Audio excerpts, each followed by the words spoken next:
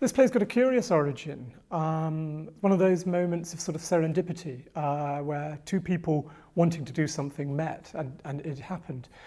I had been working for quite a while on a book about Shakespeare in his time. The book's called Soul of the Age. That's a quotation from a poem that Shakespeare's friend, fellow dramatist Ben Jonson wrote in the preface to Shakespeare's collected works. Jonson said two kind of contradictory things about Shakespeare there. He said, "Thou art not of an age, but for all time." It's a wonderful quote that gives you the idea that although Shakespeare lived 400 years ago, the things he's interested in, the human stories he brings to life, are still living today. He is for our time as well as his own time. But then Ben Jonson also said soul of the age, the idea that somehow the whole of the age of Queen Elizabeth, that fantastic flowering of English culture in the 16th century, the whole of that age came together and was brought to life in Shakespeare. So I wanted to write a book about that. And I'd gathered loads of material and was really struggling for a structure for it. And then out of the blue, Simon got in touch with me. And he told me that a few years ago he did his one-man show about Charles Dickens that Peter Ackroyd, the great Dickens scholar and biographer, wrote for him. And he said, I want to do something similar for Shakespeare, but I haven't got a structure, I haven't got a shape. And he'd read something about the work I was doing. So we got together, we met, we got on well, we had a few drinks. And suddenly it came to me that the structure for my book about Shakespeare in his age was the same as the structure for a play. And that was the structure that Shakespeare gives us himself when he writes about human life in As You Like It, where the philosopher Jakes comes along and says, all the world's a stage, all the men and women are merely players, and we play 7 roles in our lives. And suddenly I had a structure for my book, and it was also a dramatic structure. So I went to Simon and said, let's do this, let's work on this together and build it round the 7 ages. It's an unusual kind of play in a way because Simon is sort of both inside and outside it. Some of the time you have to imagine him as a narrator. He tells you about the life and work of Shakespeare. He's very intimate with the audience. But then, like a light flicking, he goes into a relevant character. So in the course of the play, it's an absolute tour de force. He plays maybe 40 different Shakespearean characters, but he's moving in and out of them. It's not just a sort of recitation of famous passages. You know, we had a big argument, for instance, about should to be or not to be in there. And my instinct was very much, no, we don't want this to be the greatest highlights of Shakespeare. So when he goes into character, it's justified by the movement of the plot, the forward movement of the story, which tells about Shakespeare's journey through life and our journey through life. And we kept discovering in the course of the writing, and my goodness, the writing was an arduous process. Simon made me put it through nearly 20 drafts before he was happy to take it into the rehearsal room. But we kept finding in the process these fantastic moments where you could move between Shakespeare's life and his characters. Shakespeare's never autobiographical. In a way, that's the challenge and the excitement of the play. He didn't leave us diaries or interviews with Elizabethan Hello magazine. And his plays aren't autobiographical in a direct way, but so many aspects of his experience are sort of embedded within them that all sorts of moments sort of completely make sense. I mean, like one of the big structures of the play is the way that Shakespeare, in a way, lived 2 lives. He lived one life in a little provincial market town called Stratford upon Avon in the heart of Middle England on the fringes of the Forest of Arden. And he lived another life in London, a thriving, vibrant, multicultural city in which the new profession of the professional theatre was just exploding into life. But Shakespeare's moving between those 2 worlds, and that kind of movement you find again and again in his plays. One of the key processes in writing and reworking the play was just thinking about the question of information about Shakespeare's life. There's a sort of perception out there that we don't know very much about Shakespeare's life.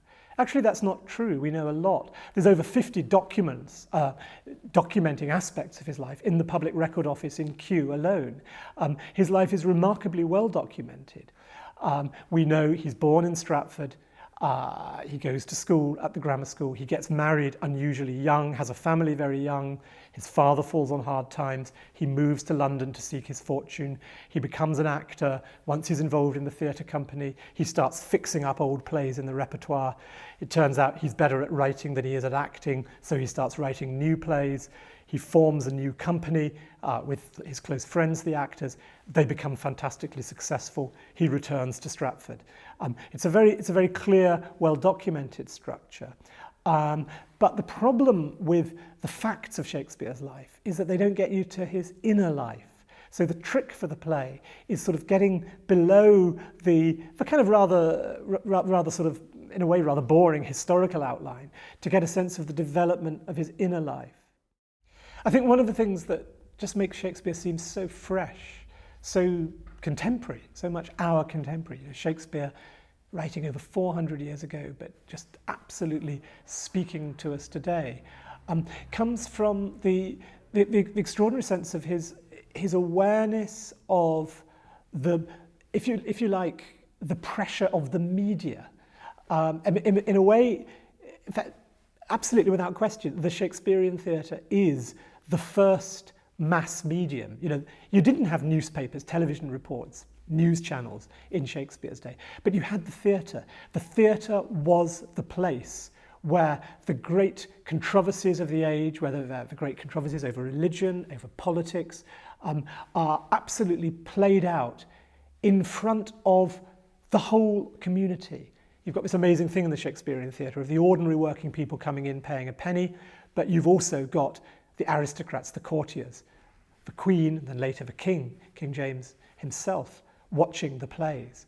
And there's that sense that whenever there is a big controversy about what's the right sort of government, should you be looking for strong leadership in times of financial crisis, or should you be looking for some kind of compromise, some kind of committee government? Those were real live issues in Shakespeare's time, and he finds ways of dramatizing them. He has to do it indirectly because of the censorship of the plays. He can't actually bring Queen Elizabeth or King James onto stage.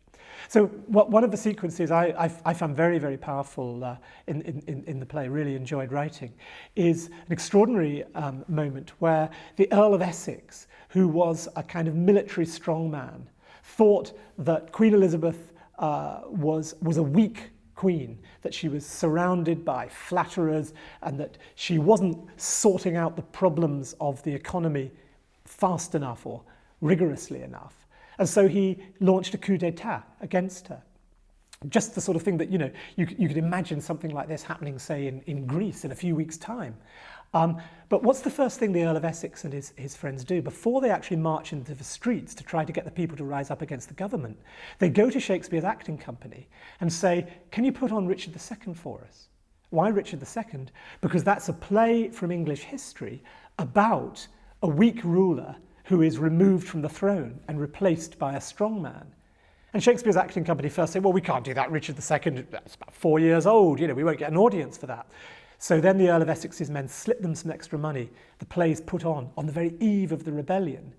The rebellion is ruthlessly put down, the Earl of Essex is executed, Shakespeare's own patron, the Earl of Southampton, is put in the Tower of London.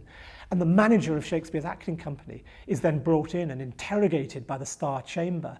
And at that point, if things had gone just a little differently, Shakespeare's acting company could have been closed down, Shakespeare himself could have been put in the Tower or executed.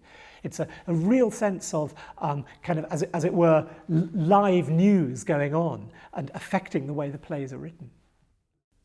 A lot of people are intimidated by Shakespeare. Use a set text at school, the language seems difficult, alien.